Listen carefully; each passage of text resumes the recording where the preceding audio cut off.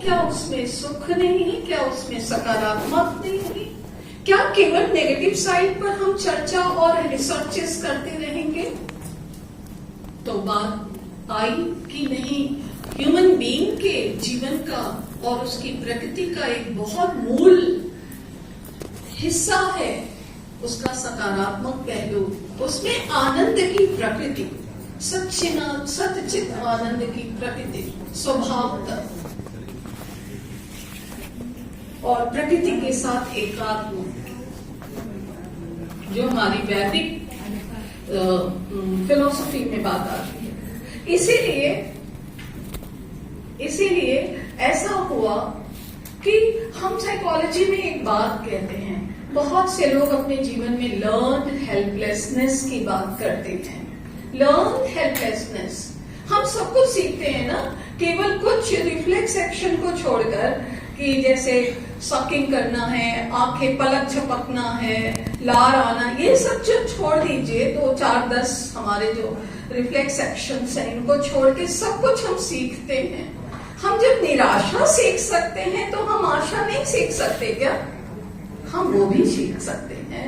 और यही बात सेलिगमैन ने कही कि लर्न हेल्पलेसनेस की जगह कि अब मेरा कुछ नहीं हो सकता, अब मैं कुछ नहीं कर सकता, जीवन में मेरे कुछ बदलाव नहीं आ सकता, ऐसा सीखने की जगह, सोचने की जगह हम लर्न ऑप्टिमिज्म की बात क्यों नहीं करते? हम आशावादिता की तरफ क्यों नहीं सोचते और सीखते हैं? और इस पर हम अगर रिसर्च करना जब शुरू किए तो सारी फिलॉसफीज के सार को ग्रहण करके सकारात्मक मनोविज्ञान की तरफ आए, जो स्पिरिचुअलिटी की बात करता है, जो वैश्विक दृष्टिकोण की बात करता है, जिसमें न धर्म है, न जाति है, न कोई छोटा है, न ऊंचा है, स्पिरिचुअल आध्यात्म की बात करता है। पॉजिटिव साइकोलॉजी का एक बड़ा ही बेहतर पक्ष है कि इसने हैप्पीनेस के साथ साथ वेलबींग के कॉन्सेप्ट को भी इंक्लूड किया है। अब जब हम पॉजिटिव साइकोलॉजी कह रहे हैं तो वेलबींग यानी केवल आनंद के साथ कल्याण की बात भी मनोविज्ञान में बहुत ज्यादा उभर कर आई है। Emotional wellbeing, subjective wellbeing, social wellbeing, बहुत तरह की वेलबींग की चर्चा आ गई है। हम सब जानते हैं लेट ऑल बी हैप्पी, ये हमारी फिलॉसफी में है, सभी सुखी रहें, क्योंकि हैप्पीनेस, सुख रहना, आनंद की अनुभूति उतनी ही जरूरी है। अमेरिकन फाउंडर्स कहते हैं it is as important as the right of life and the liberty. हमको ना स्वतंत्रता चाहिए, स्वतंत्रता के लिए हम बहुत लड़ाई करते हैं, घर में, बाहर, हर जगह, देश दुनिया में। हमारे जीवन और हमारी स्वतंत्रता के समान ही आनंद की अनुभूति, तो फिर हम दुखी क्यों हैं? हम इतने परेशान और दुनिया से पलायन क्यों कर रहे हैं? हमें ये बात को समझना पड़ेगा। एक सस्टेनेबल टर्म है जिसको हम कहते हैं आनंद, जो देश काल से परे है। ये हम, it is a bliss of self, ये हमारी आत्मा का परमानंद है, जो बहुत अर्थों में लिया जाता है। सुख, साधन, सुविधाएं, जितने भी संतोष, कंटेंटमेंट, ये सारे अर्थ इसी रूप में लिए जाते हैं। और इन सब में जो सस्टेनेबल टर्म है, जो हमेशा साथ रहता है, जो देश काल से परे है, ये नहीं कि अभी मिला तो खुश और नहीं तो दुखी, ऐसा कोई कंडीशनिंग नहीं है। ये हमारी एक मानसिक अनुभूति है। जैसे मैंने कहा, मनोविज्ञान में हम अनुभूति की बात करते हैं। आप किस तरह देखते हैं, आप महसूस करिए। आपने किसी ने पॉजिटिव देखा और किसी ने नेगेटिव देखा, ये आपने देखा, वस्तु वही है। और यही मनोविज्ञान में रैशनल इमोटिव बिहेवियर थेरेपी के अंदर हम इस्तेमाल करते हैं। हम उस पर बाद में जाएंगे। आप जानते हैं हमारी ग्रीक फिलोसफीज हेडोनिया और एडोनिया की बात करती है। हेडोनिया यानी मेटेरियलिस्टिक, आप सुख, साधन, भौतिक चीजों से खुश होना चाहते हैं तो ये बहुत ही अस्थायी है। अदरवाइज आप देखें तो अगर मीनिंगफुल लाइफ की बात करें, सार्थक जीवन की बात करें, तो आपका जो सुख संतोष है वो सतत रहेगा, किसी देश काल परिस्थिति से ऊपर रहेगा। और इसी बात को आप देखें, इसी को कहा गया ना विषयानंद। आप विषय वस्तु में उलझे हैं या काव्यानंद में उलझे हैं या ब्रह्मानंद में, ज्ञान जो एक प्रक्रिया धीरे धीरे मिलता है। हम क्यों चाहते हैं कि हम आज हर चीज इमीडिएट चाहते हैं? अन्ना फ्रॉइड ने कहा, आप फ्रॉइड को जानते हैं, सिगमंड फ्रॉइड की बेटी, उन्होंने कहा इमीडिएट ग्रेटिफिकेशन नहीं, तात्कालिक तुष्टि नहीं किसी भी चीज की, जो आज हमारी आदत पड़ गई है। और हम अपने पेरेंटिंग में अपने बच्चों को सब कुछ तुम्हारा है और अभी लो, ये हम जिम्मेदार हैं। हमें डिलेड ग्रेटिफिकेशन, थोड़ा विलंब से, धैर्य से, पेशेंस से चीजों को प्राप्त करना, ज्ञान हो। एक दिन में हमें सब कुछ मिल जाए, हम जल्दी से डिग्री ले लें, ये इस प्रवृत्ति को रोकना समझना जरूरी है। अब मैं बात करती हूँ स्थित प्रज्ञ पर थोड़ा सा मनोदार्शनिक। आप जानते हैं स्थित प्रज्ञ सुख दुख संभाव की जो बात है, मैं जल्दी से इसको कवर करती हूँ। ये बात ये है कि जब आप ज्ञान, रैशनल इंटेलेक्ट के स्तर पर आ जाते हैं, समझते हैं, जीवन के हर सुख दुख को केवल साक्षी भाव से देखते हैं, उसमें डूबते नहीं हैं। ज्ञान किस लिए होता है? ज्ञान डूब जाने के लिए नहीं होता। ज्ञान आपको तैरना सिखाता है कि अब हम हालात में ना सुख में डूबे और ना दुख में डूबे, ना डिप्रेशन में जाए ना मेनिया में जाए, क्योंकि ये वर्ड आप सब जानते हैं, आम आदमी भी आज जानता है। हमें ज्ञान तैर के निकलना सिखाता है, उसमें निर्लिप्त रहना सिखाता है। इंटेलेक्ट से, रीजनिंग से, रैशनल से हम ये सारी चीजें सीखते हैं। एक चीज और कहूंगी, हम दुनिया में, अभी सर ने कहा हम क्या पाना चाहते हैं, तो हम पोलैरिटीज हमारे सामने, सुख दुख ऐसा है, लेकिन हम पाना क्या चाहते हैं? सुख। हम फेलियर नहीं चाहते, हम क्या चाहते हैं? सक्सेस। हम जॉय चाहते हैं, हम सैडनेस नहीं चाहते। हम हमेशा उसका एक ही साइड चाहते हैं। और ये एवरेज इंडियन की भी बात है और एवरेज वेस्टर्न्स की भी बात है। जबकि बिहेवियरिज्म कहता है, अगर आप व्यवहारवादियों को पढ़ेंगे और पढ़े होंगे, तो व्यवहारवादी मॉलिक्यूलर अप्रोच की बात करता है। मैं यहाँ पर थोड़ा सा मनोवैज्ञानिक दृष्टिकोण दूंगी। यानी आपका फेलियर भी मीनिंगफुल है। आप अगर दाएं चलते हैं, रास्ता नहीं मिलता है, तो वो ये बताता है कि ये नहीं सही है, आपको लेफ्ट चलना है। तो जीवन में हर छोटी और बड़ी क्रिया महत्वपूर्ण है और सबका महत्व है और सब इंडिकेट करते हैं, आपको जीवन की दिशा और मीनिंग देते हैं। मॉलिक्यूलर अप्रोच में हमें चलना है। साथ ही हमें जीवन के प्रति मोलर अप्रोच, गेस्टाल्ट अप्रोच भी रखना है। अगर आपके जीवन के अभी किसी पक्ष में कोई दुख आया, वही आपका पूरा जीवन है? क्या आप समझते हैं कि आपके जीवन में फिर दुख के अलावा कुछ नहीं है? नहीं, जीवन पूरा एक गेस्टाल्ट है। मतलब जीवन को होल समझिए, जिसमें थोड़ा दुख है और बहुत कुछ सुख भी है। पूरा एक है, ये जीवन का एक हिस्सा है, पूरा जीवन नहीं है आपका। इसलिए तत्काल कोई निर्णय ना लें जो आज हो रहा है। बच्चे बात करते हैं, मैं आपको बताऊं, हमारे यहाँ काउंसलिंग सेंटर है। हर दिन, हफ्ते में 3 दिन हम काउंसलर्स को बुलाते हैं और 1 घंटे के लिए 1.5 घंटा हो जाता है। 3 से 4 बच्चे, अपॉइंटमेंट लगा है लाइन। कल ही किसी ने मुझे कहा, मैम कल ही मेरे को आप समझ सकते, सुसाइड आइडिएशन आ रहा था। हमारे टीचर्स हमारा वेट कर रहे थे, शाम हो रही थी, मुझे बिठा के, मैडम मुझे 2 मिनट आप समय दीजिए। बात की, मेरे दोस्त आगे बढ़ गए, मैं कहां रह गई, ये छोड़ा ये छोड़ा ये छोड़ा। मैंने कहा इसलिए मैं कह रही हूं, अब जो पढ़ रहे हो वो पूरा करो, छोड़ना नहीं है, अधूरापन नहीं चाहिए, कहीं कुछ पूर्ण कीजिए, आपको अचीवमेंट फील होगा। ये जीवन की छोटी छोटी बातें हैं, मनोवैज्ञानिक दृष्टिकोण है। कहीं आपको मॉलिक्यूलर भी होना है और कहीं आपको जीवन के एक संपूर्ण पक्ष, पूरे जीवन को जीवन के एक पहलू से कि मेरा पूरा जीवन खराब है, ऐसा हम नहीं सोच सकते। तो ये सुख और दुख की अनुभूति हमारी मानसिक अनुभूति है, हमारी मेंटल सेट है। हम किस रूप में, हमको पहले से बताया जाता है जीवन सुख दुख का नाम है।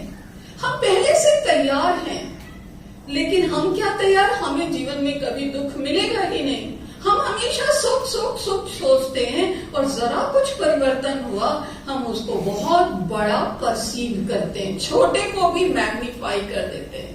अगर आप देखें कॉग्निटिव साइकोलॉजी में थोड़ा आ जाऊं, वो बात ही करता है कि हम हर चीज को देखते हैं उसके विकृत रूप को, हम उसका ओवर जनरलाइजेशन कर देते हैं। एक छोटी सी घटना को हमने पूरे जीवन पर लागू कर दिया। एक लड़के या लड़की से फ्रेंडशिप खराब हुई तो पूरे लड़के और लड़कियों को हमने खराब मान लिया। ये ओवर जनरलाइज, मैग्नीफाई करना, छोटी सी कमी को इतना बड़ा कर देखना, ये आपका देखना है। तो इस तरह आपके ये दृष्टिकोण की बात आती है। ये भी बात आती है कि आप जब आनंद की बात करते हैं, आप देखिए अगर वेस्ट और इंडियंस को कंपेयर करेंगे तो आप देखेंगे वहां हाई एराउजल की बात है, तेज म्यूजिक, हर चीज हाई। मुझे याद आता है बीएचयू में म्यूजिक फैकल्टी में सैटरडे को परफॉर्मेंस होते थे, हफ्ते भर जो बच्चे सीखते थे, तो उसका आखिरी दिन प्रेजेंटेशन होता था। तो हम लोग बैठे हुए थे, उस समय मैं उसकी स्टूडेंट थी, कुछ सीख रही थी डिप्लोमा, जैसा मैडम ने कहा कि ये कुछ सीखा। तो मैंने एक वेस्ट लेडी को देखा, पाश्चात्य संस्कृति की, वो आंख, म्यूजिक चल रहा था और वो आंख बंद करके रसास्वादन में डूबी हुई थी। ये है भारतीय संस्कृति, ये है भारतीय संगीत जो आपको अंदर की तरफ ले जाता है और आपको योग, आपको बाहर से अंदर की तरफ लाके आपकी शक्तियों और शांति को बढ़ाता है, तनाव को कम करता है। तो हम इस पर्सपेक्टिव से सोचे अब, लेकिन धीरे धीरे हम भारतीय भी हाई एराउजल की तरफ जा रहे, वैसे ही म्यूजिक और धर्म अर्थ काम मोक्ष में हम उनको जानते हैं कि वो अर्थ और काम की तरफ ज्यादा है और हम भी वहीं जा रहे हैं, सेंसुअस प्लेजर की तरफ जा रहे हैं, इसलिए दुखी हैं। आप विश्लेषण करें, आप स्वयं को जानें, ये बहुत जरूरी है। तो हमारी प्रवृत्तियां तो हर तरह की हैं, हमको जागृत क्या करना है ये हमें समझना है। हम कई बार कहते हैं कि हम चुनते हैं, we choose our friends and we choose our future, we choose our environment. हमारे पास चॉइसेस हैं। अगर हमको फ्रीडम चाहिए तो हमको रेस्पॉन्सिबल भी होना पड़ेगा। जिम्मेदारी और आजादी दोनों साथ चलते हैं तो विकास होता है। आप घर से बाहर आए हैं, आजाद पंछी हो गए हैं, आप कुछ भी कर सकते हैं और कहीं भी गिर सकते हैं, ये नहीं है। आप जिम्मेदार बनिए तो आपका विकास होगा, जिस पर्पस के लिए आए हैं। तो meaning in the life is very और इम्पोर्टेंट। इस तरह से हमको किधर जाना है, अगर हम देखें फ्रेडरिक्सन की ब्रॉड एंड बिल्ड थ्योरी, अगर आप पॉजिटिव साइकोलॉजी में पढ़ेंगे, तो जब हम पॉजिटिव इमोशंस के बारे में सोचते हैं ना, तो हम ब्रॉड होते हैं, हमारा विस्तार होता है। और बिल्ड होते हैं, हमारा निर्माण होता है। और जब हम negative emotions, jealous, unhealthy competitions और क्रोध, गुस्सा, ये जो कुछ भी है, राइवलरी रखते हैं, तो हम सिकुड़ते चले जाते हैं, संकुचित होते जाते हैं, विस्तार खत्म होता जाता है। तो हमें एक बात याद रखनी है कि अपने जीवन में positive institutions, positive organisational climate, supportive community, subjective wellbeing, यानी अपने अंदर आपको कोई खुश नहीं कर सकता जब तक स्वयं आप खुश नहीं होंगे। You can take the horse to water, but you cannot make him to drink water. आप घोड़े को पानी तक ले जा सकते हैं, पानी नहीं पिला सकते हैं जब तक खुद में उसमें प्यास नहीं होगी, उसकी खुद की आवश्यकता और प्रेरणा नहीं होगी। ये प्रेरणा इंट्रिंसिक होनी चाहिए। और यही बांदुरा ने कहा कि बांदुरा बिहेवियरिज्म में थे, लेकिन उन्होंने कहा इंट्रिंसिक रीइंफोर्समेंट। आपको बाहर के लोग कितना देंगे रीइंफोर्समेंट और आप सब काम करोगे। हम बुद्धिजीवी प्राणी हैं, हमको अंदर से समझ आना चाहिए कि हमको ये करना है, हमें अच्छा लगता है दूसरे लिए। क्योंकि आप जब समाज में कोई परिवर्तन लाते हैं तो विरोध होता है, लेकिन आपको अंदर से एक रीइंफोर्समेंट मिलता है, बल मिलता है कि हम सही कर रहे हैं, परिवर्तन कर रहे हैं। तो हम अपने आंतरिक दृष्टि पर जाएं, अपने तार्किक चिंतन पर जाएं, इंटेलेक्ट से काम करें, सुख दुख को जीवन के संभाव को स्वीकार करते हुए एक विटनेस करें, देखें, ऑब्जर्व करें, उसमें एनग्रॉस्ड न हो जाएं। तो इस तरह से सपोर्टिव रिलेशनशिप्स, हेल्दी रिलेशनशिप्स, क्योंकि रिलेशनशिप्स में आप देखिए, कल ही का पेपर मैंने पढ़ा कि मैरिटल लाइफ जो है, मैरिटल स्टेटस में होना और क्वालिटी ऑफ मैरिड लाइफ दोनों इंपॉर्टेंट है। तो आपको साथ चाहिए, इस बात को हमें समझना होगा। ये आप इतना जल्दी परिवर्तनशील समाज के साथ आपको बहुत संभल के चलना होगा। इस बात को भी आप समझने की कोशिश करिए कि आपका करियर प्लानिंग सेल्फ एक्चुअलाइजेशन है। जैसा सर ने कहा, सेल्फ रियलाइजेशन बहुत अलग चीज है। अपने सेल्फ को समझना, अपने आप को जानना, जैसे, और इसीलिए जो लोग सच्चित आनंद में आ गए, जो बहुत परमानंद की बात है। आप देखिए, ये देश का कोई व्यक्ति खुश नहीं कर सकता, कोई परिस्थिति आपको खुश नहीं करती। हम परसों खुश होंगे, जब ये हो जाएगा तो खुश होंगे, जब वो हो जाएगा तो खुश होंगे, कभी नहीं होगा। आपको खुश होना है तो होना है। और इनको जो समझ गया, इसीलिए जितने सेल्फ एक्चुअलाइज्ड पर्सन हैं, उनके नाम के आगे है स्वामी विवेकानंद, माता आनंदमयी, स्वामी स्वरूपानंद। ये उस स्थिति की प्रक्रिया है जहां हम धीरे धीरे बढ़ते हैं, मगर आज हम उस प्रक्रिया में रहना ही नहीं चाहते, हम तत्काल चाहते हैं। तो इस बात को हमें समझना है कि हमें केवल करियर प्लानिंग में नहीं रहना है। करियर प्लानिंग अभी इमीडिएट है, आप पढ़ रहे हैं, शॉर्ट टर्म करियर में जाइए, फिर धीरे से लॉन्ग टर्म करियर में जाइए। आप एकदम से सारी चीजें दूर तक नहीं देख सकते हैं। आपको लाइफ गोल में जाना है, जीवन का एक बड़ा लक्ष्य, जो एग्जिस्टेंशियल साइकोलॉजिस्ट कहते हैं।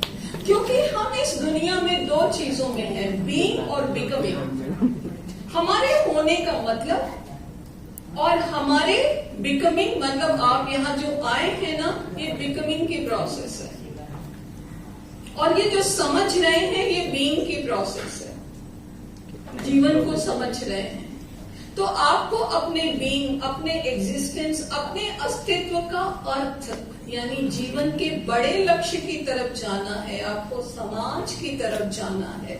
इसलिए अगर करियर में थोड़ा डिले या कोई निराशा है, तो आपको इनसे परे होकर के सोचना है, जिससे आप एग्जिस्टेंशियल गिल्ट में न जाएं और एग्जिस्टेंशियल वैक्यूम में न जाएं कि हमारे जीवन हम क्यों जी रहे हैं, क्या मतलब है। ये प्रश्न आप में नहीं आना चाहिए, आपके मन में ये प्रश्न आना चाहिए हमारे जीवन का बहुत बड़ा मतलब है, हम आए किसी बड़े लक्ष्य के लिए हैं और उस लक्ष्य को आपको समझना है। इस ज्ञान प्रक्रिया के दौरान ही आपको समझ में आएगा। एक प्रक्रिया के दौरान विभिन्न सेशंस, क्लासेस सबके थ्रू समझ आएगा। एक दिन में ज्ञान प्राप्त नहीं होता, आप जानते हैं। तो और एक चीज जो आज हम बच्चे गिल्ट में भर जाते, क्यों? सेल्फ ब्लेमिंग में हमने बहुत बड़ी गलती कर दी है मैडम, रो रहे बोल नहीं रहे हैं।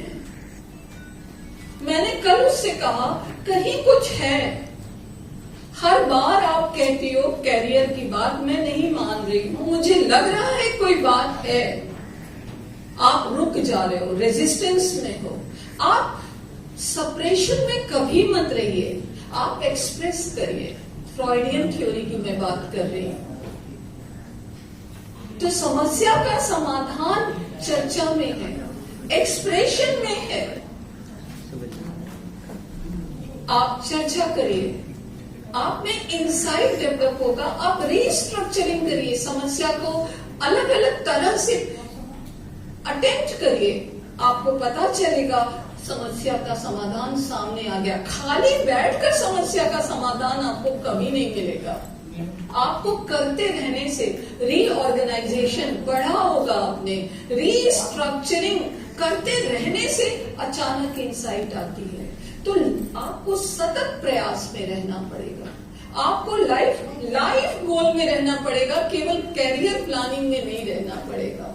अपने एग्जिस्टेंस को मीनिंगफुल बनाना पड़ेगा और सेल्फ ब्लेमिंग से, क्योंकि हम साइकोलॉजी में गुड और बैड में कोई चीज नहीं बांटते हैं, ये गलत है ये सही है हम नहीं मानते। हम ह्यूमन बीइंग हैं, हमसे गलतियां होंगी। क्या एप्रोप्रिएट है क्या इनएप्रोप्रिएट है, क्योंकि हम जानते हैं ये एक कंटिन्यूम पे चलता है। हम नेगेटिव से पॉजिटिव आ सकते हैं और हम पॉजिटिव से नेगेटिव भी जा सकते हैं। सब संभावनाएं हैं, जब संभावनाएं हैं तो निराश क्यों है। आप सीखिए, आप प्रयास करिए। तो इस तरह से आरईबीटी जो है वो कहता है कि कोई वस्तु में समस्या नहीं है, समस्या वो उसके इंटरप्रिटेशन में है। हमने ये सोचा डाइवोर्स होना ही नहीं चाहिए, कोई चीज होनी ही नहीं चाहिए। ये क्यों? डॉगमेटिक ऑट नॉट में क्यों? जीवन में आपसे गलतियां हुई, हो जाने दीजिए। आगे क्या करना है इसको समझ जाइए, इसको लर्निंग एक्सपीरियंस समझिए। तो हम एक कड़े नियम में खुद को नहीं बांध सकते। हर नजर साधु नहीं है, हर वस्त्र खादी नहीं है। नीति की होकर कसौटी मत कसो इंसान को। आदमी है आदमी, सोना नहीं चांदी नहीं। समझिए इंसान है, नेचर है, ह्यूमन नेचर है। तो आप अपने को सेल्फ ब्लेमिंग से बचाइए, ये समाधान है। आप डॉगमेटिक और नॉट से निकलिए। हो गया और सब चीज के लिए आप जिम्मेदार नहीं हैं। ये बहुत सारी चीजें हैं जो हम सबको, एक युवा वर्ग को बहुत ज्यादा समझने की जरूरत है। और युवा वर्ग को ही नहीं, आज एल्डरली को भी, क्योंकि हम जब इस उम्र में आते हैं और इससे भी आगे जाते हैं तो लगता है रिटायर हुए अब क्या होगा, कुछ नहीं, बहुत है काम, अब अपनी तरह से जीने का है। हमने सकुशल अपनी सफलता शासकीय सेवा पूरी की। तो ये गिल्ट आज एल्डरली के साथ है, इसीलिए हर हॉस्पिटल में जीरियाट्रिक मेंटल हेल्थ डिपार्टमेंट बना हुआ है। वृद्धों के लिए अलग केबिन है, अलग ट्रीटमेंट है। तो कोई भी अवस्था समस्या से मुक्त नहीं है, ये आपको समझना है और परिवर्तन की तरफ जाना है। जीवन के परिवर्तनों को एक प्रयास से, रीऑर्गेनाइजेशन से, रीस्ट्रक्चरिंग से चेंज करने की कोशिश करनी है। और इस बहुत सारे आप उपागमों को अगर आप पढ़ रहे हैं साइकोलॉजी, तो आप उनके इम्प्लीकेशंस को देखिए और उसका उपयोग करने की कोशिश करेंगे तो जीवन में आगे बढ़ते ही जाएंगे। तो इस तरह ये मनोवैज्ञानिक और दार्शनिक अप्रोच आप देखेंगे लाइफ में। पॉजिटिव साइकोलॉजी पढ़िए, इंडियन साइकोलॉजी पढ़िए, साइकोलॉजी के किसी ब्रांच को विशेष तौर पे समझने की कोशिश करिए। बहुत बहुत आपको शुभकामनाएं।